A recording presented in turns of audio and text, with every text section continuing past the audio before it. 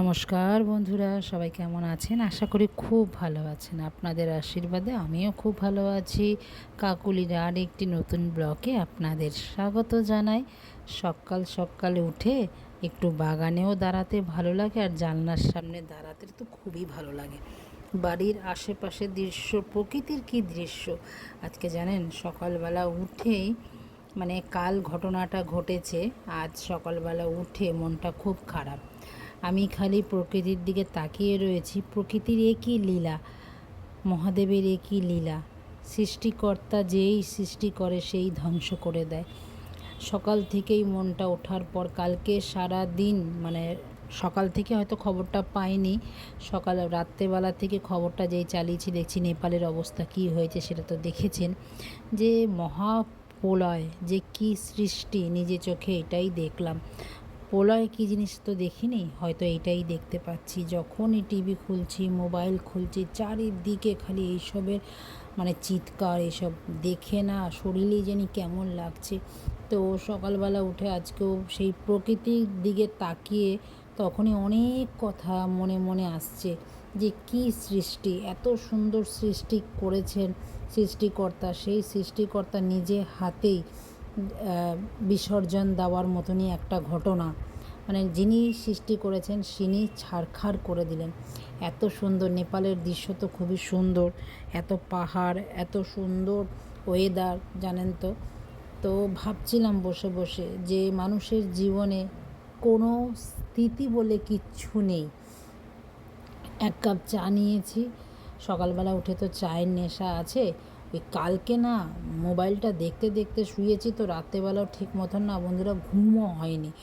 ওই যে অর্ধেক কাটা দেহ, কত বাচ্চা, ওগুলো দেখে না শরীর যেন স্থিতিল হয়ে যাচ্ছিল আমার।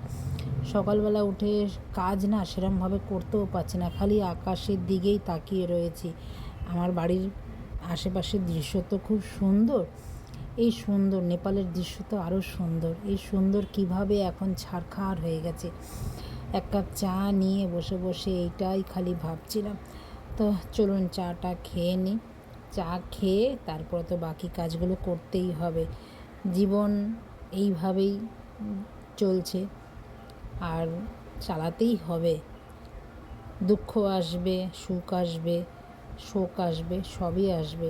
জানি না কার কখন কি হয়, কেউ বলতে পারে না। তো তার জন্যে যে যেখানে আছেন, যে যেখানে থাকুন, ভালো থাকুন, সুস্থ থাকুন।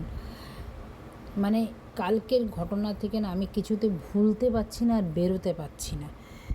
যখনই কিছুতে দেখছি তখনই খালি চোখের সামনে, মোবাইলটা তো খুললে পরেই খালি ওই দৃশ্য।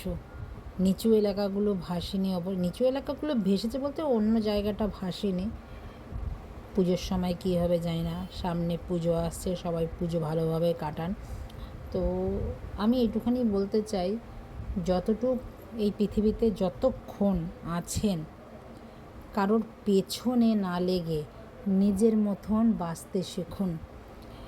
এই যে প্রকৃতির সৃষ্টি, কখন কি হয় কেউ বলতে পারে না। নিজের জীবনটাকে নিজের মতন করে বাঁচতে শিখুন, এনজয় করতে শিখুন।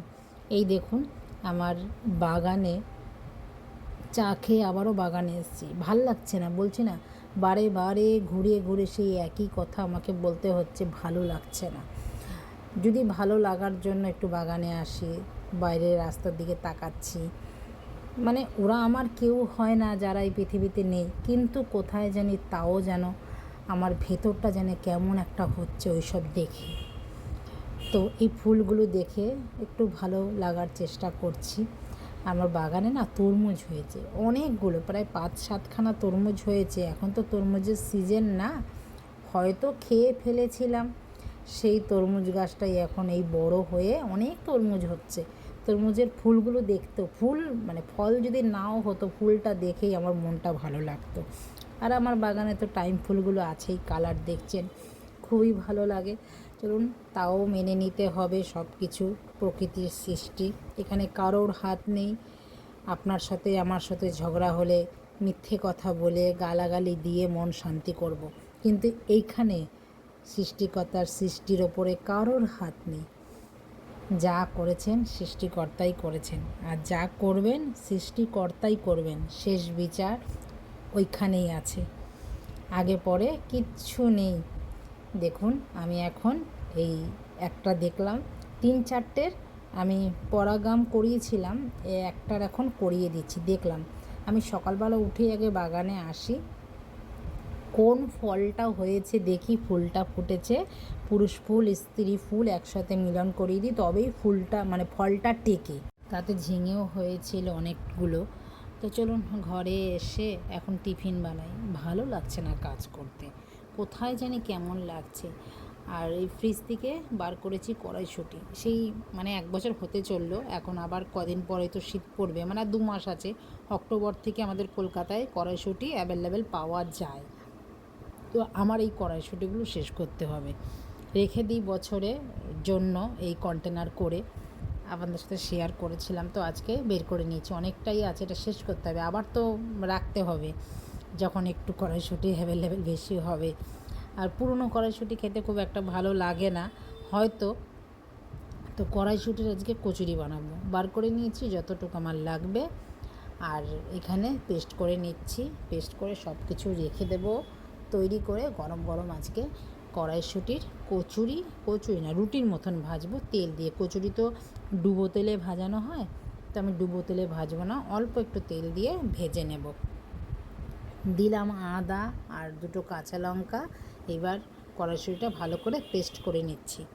পেস্ট করা হয়ে গেলে এর মধ্যে দেব নুন আর একটু হলুদ আর একটু জিরে, ভাজা জিরে দিয়ে এইটাকে একটুখানি অল্প সামান্য তেল দিয়ে চাটুর মধ্যে একটু টেলে নেব, যেন জলটা টেনে নেয়। একটু চিনি দিয়েছি, যেহেতু কড়াইশুঁটিটা আগের বছরের, তো আগের বছরেরই বলবো সাধারণত। এটা একটু টেনে নেবে, টানলে পরে তবে পুরটা ভালো হবে। পুর শক্ত শক্ত হলেই বেশ ভালো লাগে রুটির ভেতরে ঢুকিয়ে ভেজে খেতে। তো একটু তেল দিয়েছি একদম সামান্য, এবার নেড়ে চেড়ে নামিয়ে নেব। তো আপনারাও এইভাবে যদি ফ্রোজেন কড়াইশুঁটি রেখে অনেক কিছু খেতে পারেন। আমি তো রেখে দিই কড়াইশুঁটি, কখনও চাউমিনে দেই, কখনোই সারা বছরটা আমি কড়াইশুঁটি খেলাম। কড়াইশুঁটি না পাওয়া গেলে কি হবে, এইভাবে যদি রেখে দেন কড়াইশুঁটি সারা বছর খেতে পারবেন আমার মতন। তো এবার একটু ময়দা মেখে নিচ্ছি, দিয়েছি একটু ঘি, একটু নুন, চিনি আর একটু জোয়ানটা একটু ক্রাশ করে দিয়েছি, মেখে রেখে দিলাম। এবার ভাজবো। তার আগে আরেকবার একটু চা খেয়ে নিই, সকালবেলাটা একটু চা খেলে উঠে খাই, তো এখন আবার খাবো। তো ভিডিওটা এখানে রাখছি, দেখা হচ্ছে আবার নতুন একটি ব্লগে নতুন কিছু নিয়ে। সবাই ভালো থাকবেন, সুস্থ থাকবেন, নমস্কার, টাটা।